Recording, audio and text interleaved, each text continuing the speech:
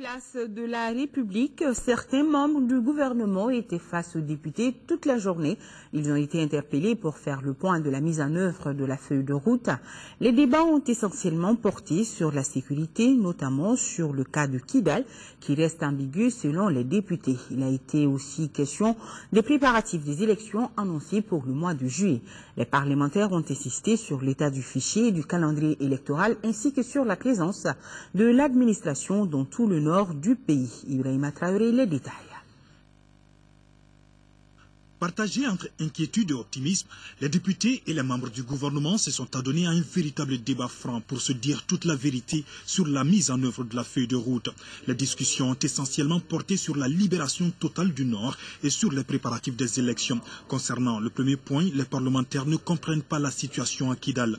Ils veulent savoir quand est-ce que le drapeau malien flottera sur la 8e région du Mali où les bandits du MNLA dictent leurs lois et refusent catégoriquement de désarmer.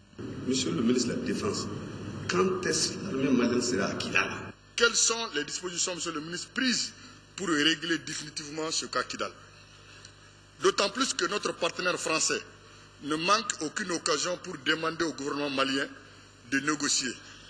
Est-ce que réellement, parce que les Maliens sont inquiets, est-ce que ce qui s'est dit se mijote un peu partout, la naissance peut-être d'un petit État clandestin, est-ce que, monsieur le ministre, vous pouvez nous rassurer qu'il ne sert à rien de tout ça? Parce que demain, si c'est le cas, c'est vous qui allez répondre. Qu'on n'attend pas de moi quelques détails que ce soit sur la manœuvre future. Je n'en dirai strictement rien. À la date d'aujourd'hui, on est dans une logique de mettre à contribution d'autres manières de parvenir à un accord sans être obligé de recourir aux forces armées. Mais parallèlement, l'armée continue ses préparations. Tant que subsistera un groupe quelconque qui n'obéira pas aux prérequis définis supra, les forces armées de sécurité sont dans l'obligation d'aller les rechercher et de les neutraliser. Autre sujet brûlant évoqué, la tenue de l'élection présidentielle au mois de juillet.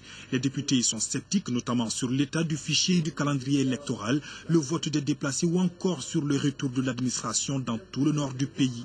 Pouvez-nous rassurer aux populations de Kidal, à l'instar de celles des autres régions, qu'elles iront voter le même jour comme les autres Maliens? Est-ce qu'il va y avoir une carte électorale? Est-ce qu'elle sera prête avant le mois de juillet? Comment vous allez faire aussi avec le fichier qui n'est pas encore prêt? Comment vous allez faire des cartes électorales avec un fichier qui n'existe pas encore? Le fichier que nous allons utiliser sera issu des données du dernier recensement, le recensement RAVEC. Et la délégation générale aux élections est en train de travailler afin de produire le fichier électoral. Nous pensons que ce fichier sera disponible dans les délais raisonnables pour nous permettre de conduire toutes les opérations de validation et de correction nous permettant d'avoir à la fin du mois de juin les listes déjà validées afin d'aller aux élections au mois de juillet. L'administration est en train de retourner dans les zones qui étaient anciennement occupées. L'administration n'est pas encore de retour à Kidal, mais nous espérons que ce sera pour bientôt.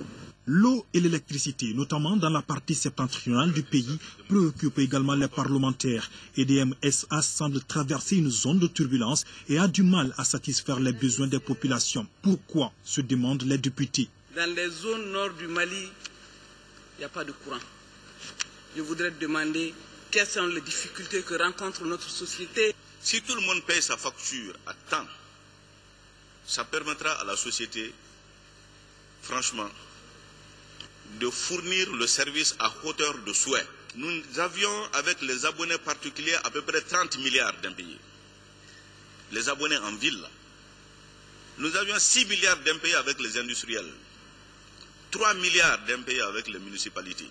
Actuellement, là où je parle, les équipes techniques d'EDM sont en conclave pour essayer de faire un timing, une sorte de programmation de la reprise globale de services au nord, autant que la sécurité nous le permettra.